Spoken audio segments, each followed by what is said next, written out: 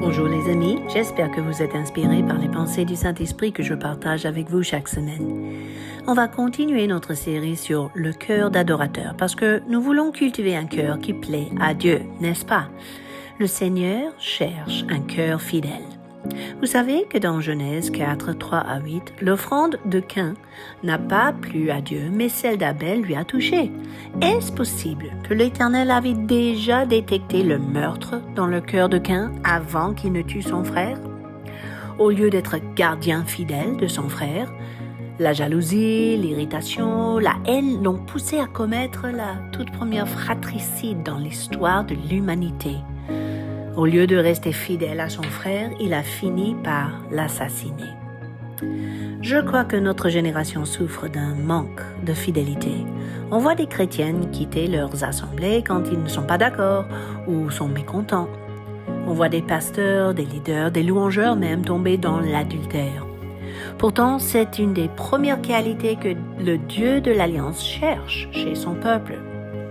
Par exemple, suite à la captivité babylonienne, Néhémie raconte l'histoire du peuple d'Israël, disant dans Néhémie 9, 7 à 8, « C'est toi, Éternel Dieu, qui as choisi Abraham, qui lui a donné le nom d'Abraham. Tu trouvas son cœur fidèle devant toi. Tu fis alliance avec lui. » Les alliances et les promesses de Dieu appartiennent à ceux et celles qui ont un cœur fidèle. Il ne veut pas partager ce qui est précieux avec un peuple qui ne reflète pas son cœur fidèle. Un cœur fidèle est un cœur qui est agréable à Dieu. Dans 1 Samuel 2, 12 à 35, nous trouvons le récit des jeunes fils du sacrificateur Élie qui agissaient d'une manière infidèle, égocentrique et indigne. Verset 17 dit « Ces jeunes gens se rendaient coupables devant l'Éternel d'un grand péché, parce qu'ils méprisaient les offrandes de l'Éternel. » C'était à l'époque où le jeune garçon Samuel servait aux côtés d'Élie, le sacrificateur. Dans le verset 26, nous lisons que le jeune Samuel continuait à grandir et il était agréable à l'Éternel et aux hommes. Vous voyez, le jugement de Dieu est tombé sur les deux fils d'Élie, Ophni et Phinehas, et Dieu annonce qu'ils vont mourir tous les deux le même jour. C'est horrible, c'est triste. Mais tout de suite après cette annonce, le verset 35 dit « Je m'établirai un sacrificateur fidèle qui agira selon mon cœur. » Dieu, en fait, cherchait une génération de jeunes fidèles. Et quand ils n'étaient pas à la hauteur, il est passé à d'autres. Mes amis, prions que nos jeunes restent fidèles et agissent selon le cœur de Dieu. L'importance de transmettre à la prochaine génération de quoi susciter un cœur fidèle se répète encore dans le psaume 78, 5 à 8. C'est un cantique d'Asaph. Et parlant de l'Éternel, il écrit « Il a établi un témoignage en Jacob. Il a mis une loi en Israël. Il a ordonné à nos pères de l'enseigner à leurs enfants pour qu'elle fût connue de la génération future, afin qu'ils missent en Dieu leur confiance, qu'ils n'oubliassent pas les œuvres de Dieu et qu'ils observassent ses commandements, afin qu'ils ne fussent pas comme leur père, une race indocile et rebelle, une race dont le cœur n'était pas ferme et dont l'esprit n'était pas fidèle à Dieu. » Il a insisté que c'était nécessaire de transmettre à la génération suivante les merveilles de Dieu afin de développer un cœur fidèle.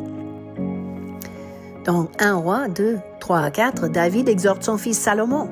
« Observe les commandements de l'Éternel ton Dieu en marchant dans ses voies, afin que l'Éternel accomplisse cette parole qu'il a prononcée sur moi. Si tes fils prennent garde à leur voie en marchant avec fidélité devant moi, de tout leur cœur et de toute leur âme, tu ne manqueras jamais un successeur sur le trône d'Israël. » Et encore un chapitre plus loin, dans 1 Roi 3, 4 à 6, nous constatons que Salomon lui-même a bien observé la fidélité de son père. Car quand Dieu lui dit « Demande tout ce que tu veux et je te le donne », Salomon répond « Tu as traité avec une grande bienveillance ton serviteur David, mon père, parce qu'il marchait en présence de Dieu dans la fidélité. » Et puis, par la suite, Salomon a même écrit à ses propres fils dans Proverbe 3, 3 à 4, que la bonté et la fidélité ne t'abandonnent pas. Lis-les à ton cou et écris-les sur la table de ton cœur. Tu acquerras ainsi de la grâce et une raison saine aux yeux de Dieu et des hommes. Vous voyez, c'est important pour Dieu que nous gravions dans nos cœurs la fidélité. Un autre exemple de fidélité est le roi Ézéchias. Au moment où il est menacé de la mort, il prie dans 2 Rois 20, verset 3.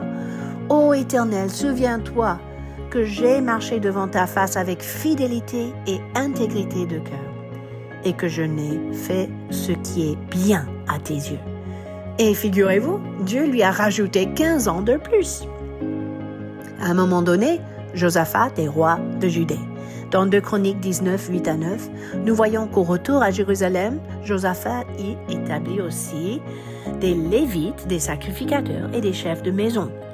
Et voici les ordres qu'il leur donna. Vous agirez de manière suivante, dans la crainte de l'Éternel, avec fidélité et avec intégrité de cœur. La fidélité compte énormément pour le Seigneur. Il est temps pour vous et moi de la cultiver davantage, mes amis. Et bien sûr, on ne peut pas parler de la fidélité du cœur sans se rappeler des paroles du Maître à ses serviteurs fidèles dans Matthieu 25, 21 et 23. « C'est bien, bon et fidèle serviteur. Tu as été fidèle en peu de choses. Je te confierai beaucoup. Entre dans la joie de ton Maître. » Mes amis, je veux entendre ces paroles de mon Maître à la fin de ma vie. Et vous? Que nous développions intentionnellement un cœur fidèle, non seulement pour être récompensés, mais surtout pour plaire réellement à notre bien-aimé. À bientôt!